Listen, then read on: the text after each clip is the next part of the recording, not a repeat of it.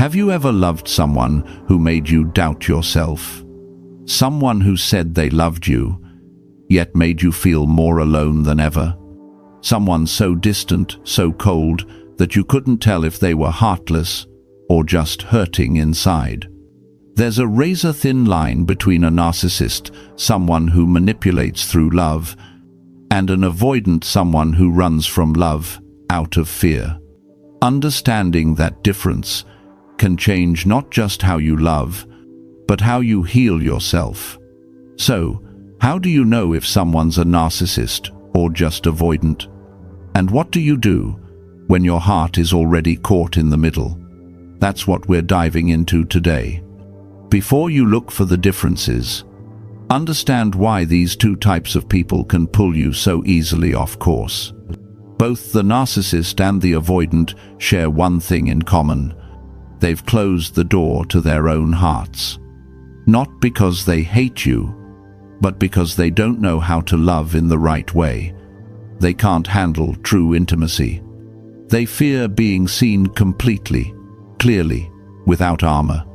So they respond the only way they know how, by attacking or disappearing. They make you question your own emotions. Maybe I'm too sensitive. Maybe I'm asking for too much. And slowly, you go silent. You start reshaping yourself, trying to fit into their world. But the more you shrink to reach them, the farther they drift away. Marcus Aurelius once wrote, "When you chase what is beyond your control, you forge your own chains." You were never chained to that person. You were chained to the hope that they might one day change. Part 1. The core difference. Intent. At first glance, the narcissist and the avoidant look almost the same. Both are distant, cold, and make you feel like you'll never be enough. But the difference, the real difference, lies in their intent. A narcissist doesn't love you. They want to control you. They crave admiration, submission, to be the center of gravity in your life. Their version of love is nothing more than a tool, a way to turn you into a supplier of their emotional needs. The avoidant, on the other hand, they might actually love you, but love terrifies them. They fear losing freedom. They fear dependence. They fear betrayal. They don't hurt you out of cruelty. They hurt you out of fear they never learned to face. If the narcissist is the ruler of the castle, the avoidant is the guard at the gate, always ready to run. One uses love to enslave you. The other uses fear to protect themselves from you. And in both stories, you're still standing outside the door, waiting to be let in. I once spoke to a woman who told me, "He never yelled at me. He just went silent for days." And that silence hurt more than any insult ever could. She didn't know if he was a narcissist or an avoidant. All she knew was that every time he pulled away, it felt like her soul was being drained from her body. Seneca once wrote, "It is not the pain that destroys us, but how we choose to respond to it." And most people, when faced with this kind of love, try to understand, fix, or win them back. But the Stoic does something different. They don't chase. They observe. They don't ask, "Why did you do this to me?" They ask, "Why did I allow it to happen again?" Freedom isn't about making someone love you. It's about no longer needing their love to feel worthy. Part 2. The avoidant mindset. The avoidant person lives trapped between two worlds. On one side, a deep hunger for connection. On the other, a paralyzing fear of losing control. Someone who avoids love isn't always cold. Most of the time, they were once a child who loved too deeply. But no one ever taught them how to love without fear. They reached out and were ignored. They trusted and were betrayed. They spoke their truth and were mocked for being too sensitive. So they learned one brutal lesson: silence is safe. Solitude is peace. Love is a trap. And when they finally fall in love, they have only one instinct: to retreat. But here's the truth that stings.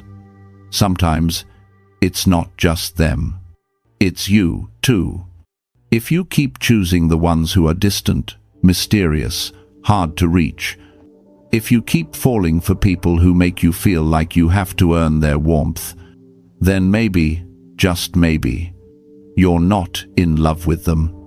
You're in love with the feeling of absence your childhood taught you to crave. Stoicism teaches, no one can hurt you through what you already understand. So instead of asking, why are they avoiding me? Ask yourself, why do I keep choosing the ones who can't love me back?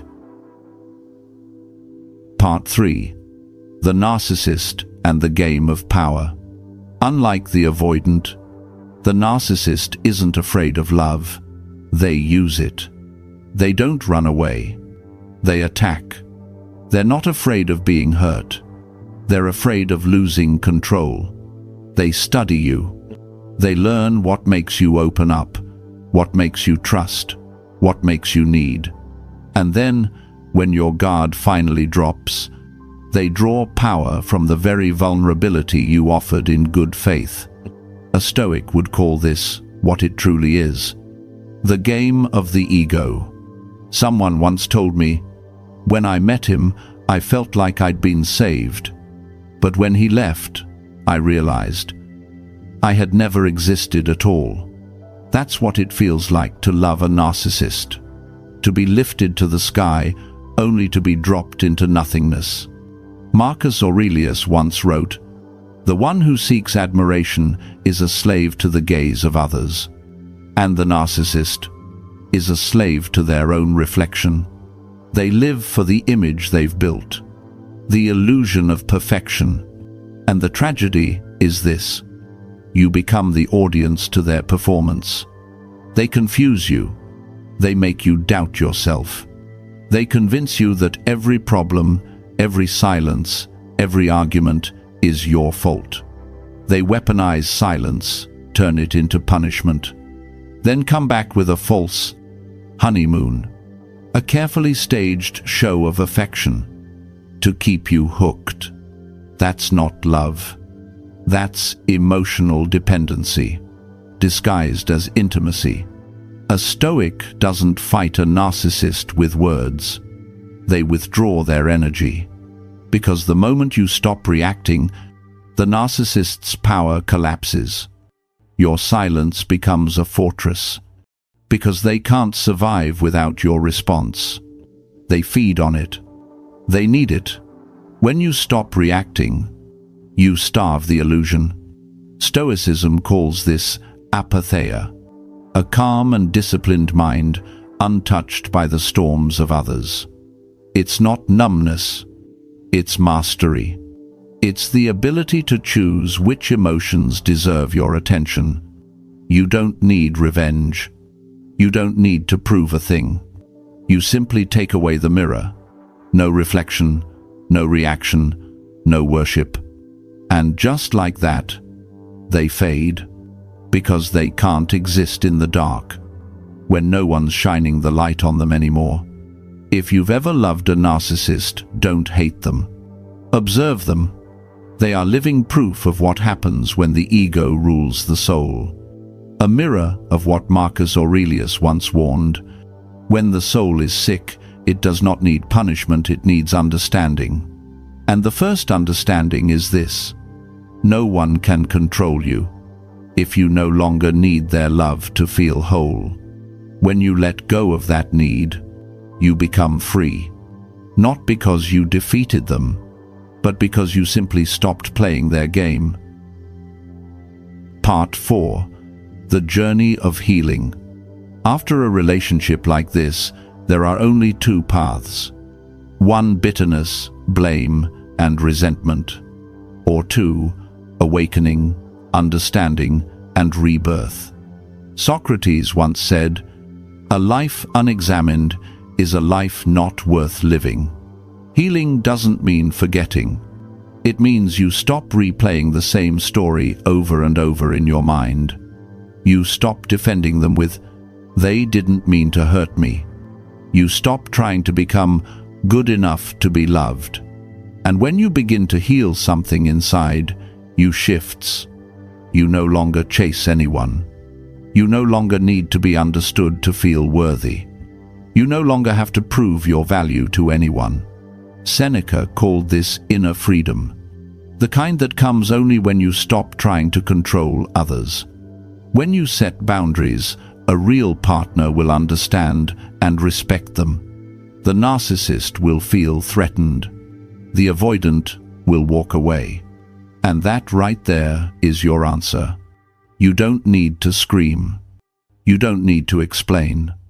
Your silence will say everything. I choose peace over chaos. Marcus Aurelius once wrote, "If a person cannot walk with you in reason, they cannot walk with you in life." So, never trade your clarity for someone who thrives in confusion. A boundary is not a wall. It's a light.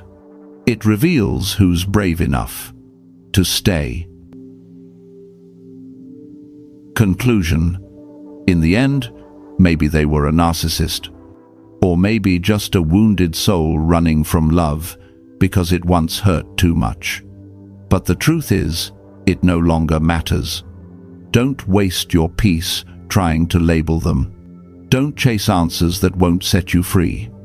Instead, learn to see the difference between love and attachment, between a real connection and the fear of being abandoned, between the one who stays because they truly love you and the one who stays only because they need you. What truly matters is the choice you make now. Do you choose peace or chaos? Healing or blame? Self-respect or desperation? A Stoic mind does not seek love to be saved. It seeks love to grow stronger. Because love, when rooted in strength, is never desperate, it's deliberate. So, when you feel lost inside a relationship, when silence starts to hurt more than words ever could, remember this: sometimes the most loving thing you can do is to walk away quietly. That silence is the peace you once begged someone else to give you.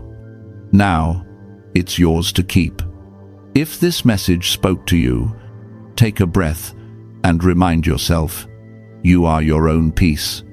Subscribe if you're walking this same path of Stoic strength, and share this video with someone who needs to hear these words tonight. And in the comments write just 4 words. I choose inner peace, because healing begins the moment you decide to. Thank you for watching.